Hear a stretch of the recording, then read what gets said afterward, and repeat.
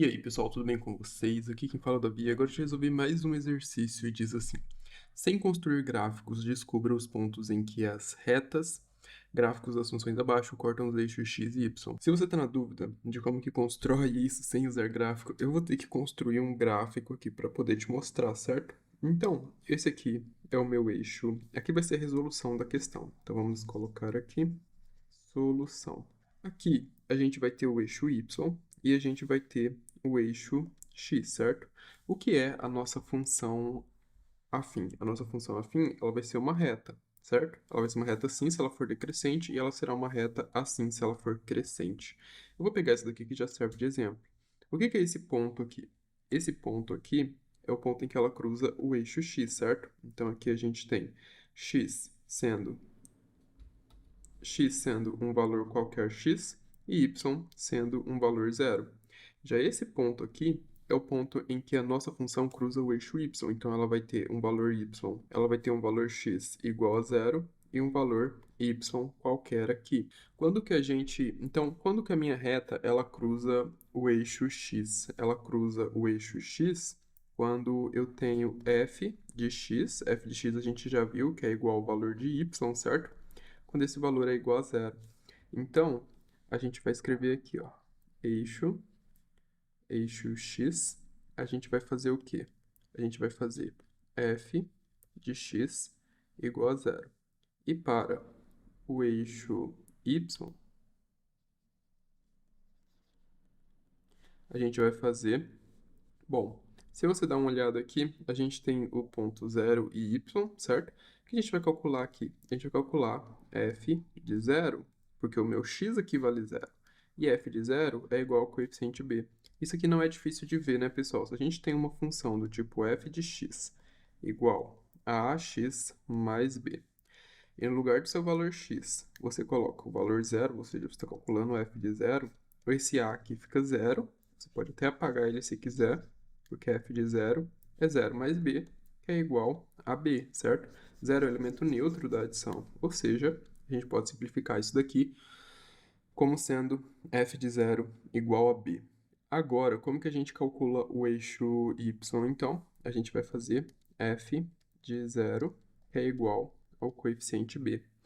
Esse aqui é como a gente calcula para o eixo x, e esse daqui é como a gente calcula para o eixo y. Então, eu vou pegar isso daqui, colocar aqui, e esse daqui vai ser o nosso pequeno resumo, certo? Então, vamos começar a resolver aqui.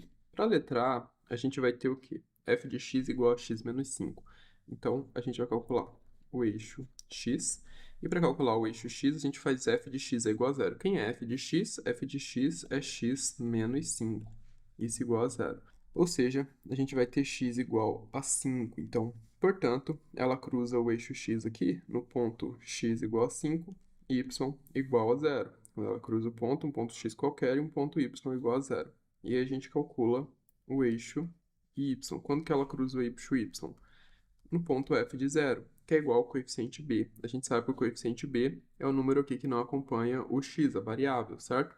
É a nossa constante. Então, é igual a menos 5. Ou seja, ela cruza o eixo y no ponto x igual a zero e y igual a menos 5. Agora, a gente resolve a letra C. Na letra C, a gente tem f de x sendo menos x mais 4. Isso aqui igual a zero. Então, a gente tem menos x igual a menos 4, passo subtraindo, x igual a 4, certo? Porque a gente multiplica tudo por menos 1. Então, x igual a 4, qual que é o nosso ponto? O ponto x igual a 4, y igual a zero. F de zero aqui é igual a 4, que é o nosso coeficiente b. Ou seja, o nosso ponto aqui, então, é x igual a zero, y igual a 4.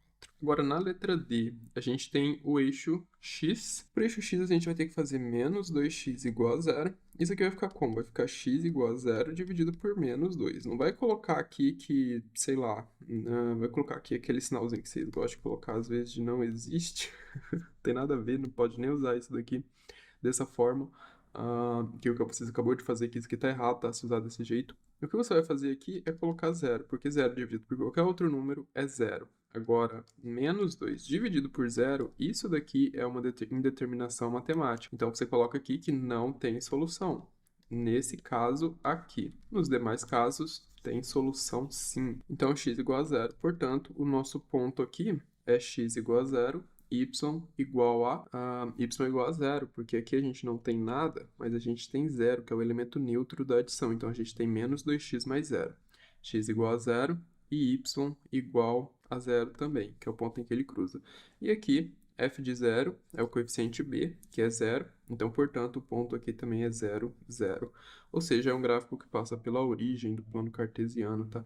Nesse caso, ele passa pela origem assim, já que ele é negativo. Bom, o coeficiente a é negativo, né? Então a função é decrescente.